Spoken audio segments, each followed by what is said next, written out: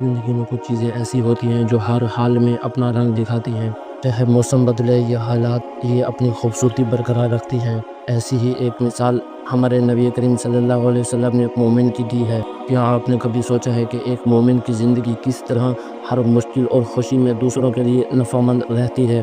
آئیے آج ایک ایسی حدیث پر بات کرتے ہیں جو ہمیں زندگی جینے کا سبق دیتی ہے۔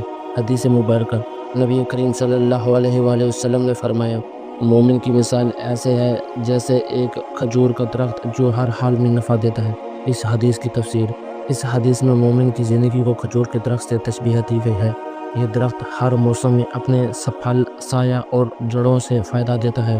اسی طرح مومن ہر حال میں اپنے اعمال، اخلاق اور دوسروں کے لیے خیر کا باعث بنتا ہے۔ یہ حدیث ہمیں سکھاتی ہے کہ مومن کی زندگی کا مقصد صرف اپنی بھلائی نہیں بلکہ دوسروں کے لیے نفع پہنچانا بھی ہے۔ ہر عمل سے معاشرے کو بہتر بنانے کی کوشش ہمارا ایمان ہے۔ عمل کا طریقہ، اس حدیث پر عمل کرنے کا طریقہ، اس حدیث پر عمل کرنے کے لیے ہمیں اپنے کردار کو کھجور کے درخت جیسا بنانا ہے۔ ہر حال میں دوسروں کی مدد کریں، چاہے علم بانٹ کر یا اچھے اخلاق سے۔ مشکل وقت میں صبر اور شکر کے ساتھ اللہ پر بھروسہ رکھیں۔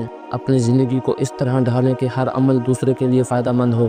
چھوٹے نیک اعمال بھی معاشرے میں بڑا فرق لا سکتے ہیں۔ آج کے دور میں اس حدیث کا امپیکٹ اور مطلب، آج کے اس خود غرض دور میں یہ حدیث ہمیں دوسروں کے لیے جینے کی ترغیب دیتی ہے۔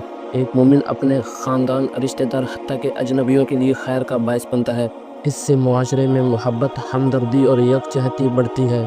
جب ہم دوسروں کے لیے نفع بخش بنتے ہیں تو یہ ہمارا ایمان مضبوط کرتا ہے۔ یہ حدیث ہمیں یاد دلاتی ہے کہ ہر لمحہ خیر پھیلانے کا ایک موقع ہے۔ تو دوستو، مومن کی زندگی کھجور کے درخت کی طرح ہونی چاہیے۔ آئیے عہد کریں کہ ہم اپنے اعمال سے دوسروں کے لیے خیر کا باعث بنیں۔ یہ حدیث ہمیں ایک عظیم مقصد دیتی ہے، زندگی کو بمقصد بنائیں، اپنے آس پاس کے لوگوں کے لیے سایہ دار پھل اور تحفہ بنیں۔ چلیں ایک سبق کو اپنی زندگی میں نافذ کریں اور دنیا کو بہتر بنائیں، اور سب مل کر جنت کمائیں۔